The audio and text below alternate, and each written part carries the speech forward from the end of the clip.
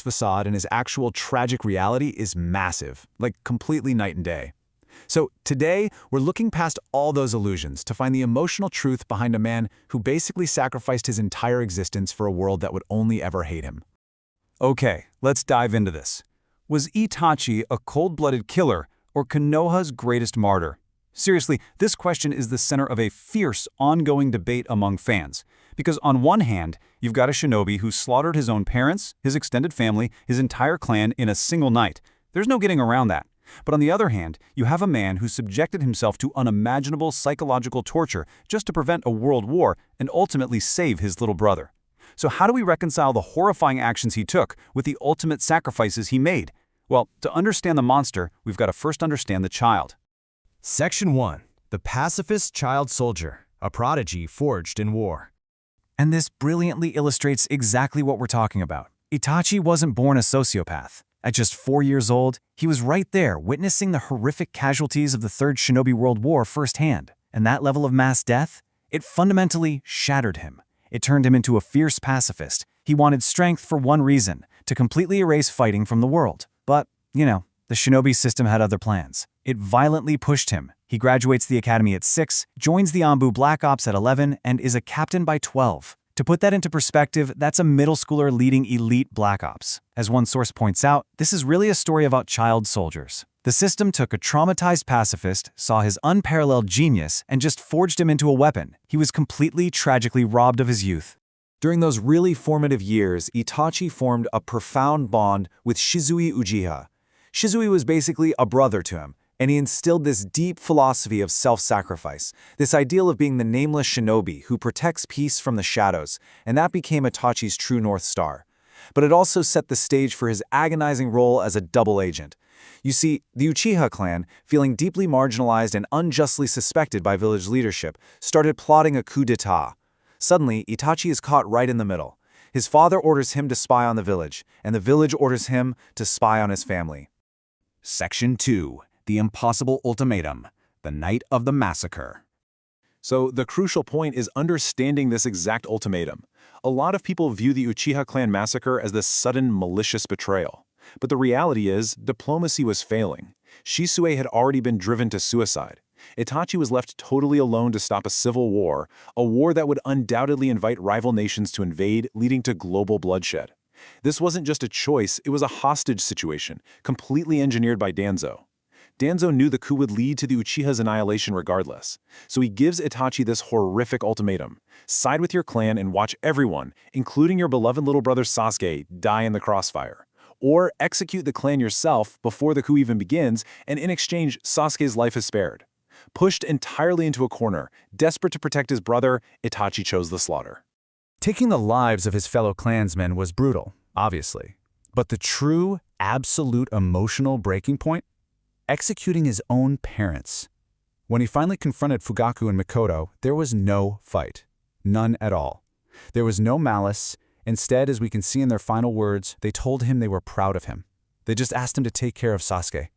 Their complete lack of resistance, their unconditional love, it completely shattered Itachi's soul. As his blade fell, this supposedly emotionless killer wept uncontrollably. But here's the thing. To secure Sasuke's safety, Itachi couldn't just walk away. He had to make absolutely sure Sasuke would grow strong enough to survive in a really cruel world. And, tragically, he believed the only way to do that was through hatred. So when Sasuke found him, Itachi used the Tsukuyami, this horrific mental torture technique, to force Sasuke to watch their parents die over and over and over again. It's incredibly brutal, highly controversial, but we learn later that this was actually a desperate, completely self-hating tactic. Itachi intentionally cast himself as the ultimate villain just so Sasuke would focus all his grief into a singular, undeniable drive for revenge against him. Section 3. The Akatsuki Facade, Spying from the Shadows. Now, what's really interesting about this slide is how it completely flips the script. Branded as an S-rank missingnin and a mass murderer, Itachi fled the village and joined the infamous criminal organization Akatsuki. He gets partnered with Kasame Hoshigaki and fully leans into this persona of a ruthless villain. But this entirely recontextualizes his presence in the show. Because every seemingly evil move he made, it was actually a highly calculated undercover operation. He was secretly leaking information to the third Hokage, he was actively steering the Akatsuki away from Konoha, and remember when he showed up in the village right after the third Hokage died? He wasn't there to capture Naruto. It was a direct, silent threat to Danzo and the village elders, basically saying, "I am still alive, do not touch Sasuke." And to really drive home his dedication, just look at this number, 340.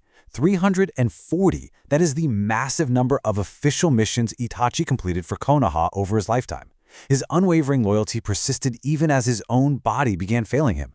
Because during his time in the Akatsuki, Itachi contracted a mysterious terminal illness. His eyesight was fading to darkness, and he was quite literally dying. Yet, he kept himself alive for years, running on sheer willpower and heavy medication. Why? Solely so he could survive long enough to die by Sasuke's hand. Section 4.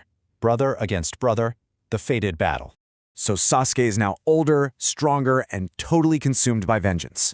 He finally tracks his brother down, and the clash is earth-shattering, right? We're talking giant fireballs, lightning, massive chakra avatars, the whole shebang. It completely looks like a bitter fight to the death.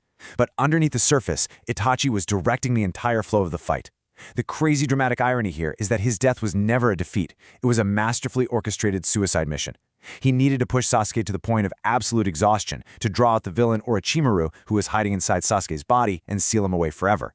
Then he implanted a defensive mechanism in Sasuke's eye to protect him from Tobi. His final goal for all of this? To die at Sasuke's feet, effectively making his brother a hero to the village. As the battle finally concludes, we see a battered, dying Itachi slowly walking toward a terrified Sasuke. It genuinely looks like he's going to steal his brother's eyes, but then, the terrifying villain facade just shatters completely. He reaches out, gently taps Sasuke on the forehead, exactly like he did when they were kids, and whispers his poignant final words. He dies with a genuine smile on his face, finally free of his heavy burdens, leaving Sasuke entirely confused and devastated. Section 5. The Ultimate Truth, Atonement, and Legacy. Let's move to and see how this builds because the truth eventually does come out, right? And it sends Sasuke down a super dark path of wanting to destroy the village that tortured his brother. But death wasn't the end. Resurrected during the Fourth Great Ninja War via the Edo Tensei, Itachi fights alongside Sasuke one last time to defeat the villain Kabuto. And this actually gives Itachi a chance to look back at the grand design of his life and admit, honestly, that his big plan kind of failed. By treating Sasuke like a child to be manipulated, by keeping him totally in the dark, and by arrogantly believing he had to carry the fate of the entire world on his own shoulders, he caused unimaginable collateral damage. He realizes, finally, that a true shinobi doesn't do it all alone. They trust their comrades, and they trust the ones they love. Right before the resurrection jutsu breaks and his soul departs for good, Itachi uses his Sharingan to show Sasuke the unedited truth of the massacre. And he doesn't ask for forgiveness. Instead, he steps forward, and rather than poking Sasuke's forehead to keep him at a distance, he bumps his forehead against Sasuke's. He's acknowledging him as an equal. He delivers this absolute emotional gut punch of a line, securing his brother's heart forever. Ultimately, Itachi's posthumous honesty achieved what years of dark manipulation never could. By finally trusting Sasuke with the truth and just offering him unconditional love, he saved Sasuke's soul. Because of this, Sasuke abandons his whole quest to destroy the village. Instead, he actually adopts Itachi's philosophy. He chooses to work from the shadows to protect Konoha, and in doing so, he finally breaks through Uchiha clan's generations-long cycle of hatred. Itachi Uchiha was a genius, a martyr, and a loving brother who quite literally stopped a war.